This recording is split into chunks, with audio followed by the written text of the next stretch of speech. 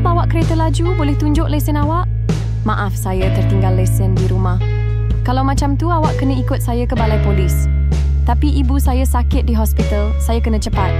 Tolong lepaskan saya kali ni. Saya janji esok saya datang jumpa puan polis. Sebenarnya saya tak boleh lepaskan, tapi sebab ibu awak sakit, saya lepaskan awak kali ni. Terima kasih, saya janji esok saya datang balai polis.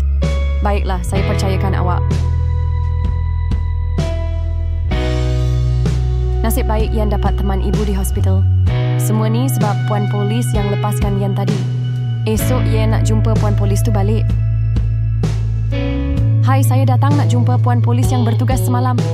Maaf, dia dah kena pecat sebab semalam dia lepaskan orang yang bawa kereta laju. Oh tidak, ini semua salah Yan. Saya dah tak ada kerja, hidup susah sangat. Harap-harap saya dapat kerja di syarikat besar ni. Hai, saya datang nak interview kerja. Awak ni kan puan polis yang dah bantu saya.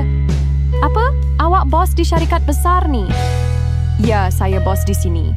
Saya terima awak kerja sini sebab awak dah tolong saya.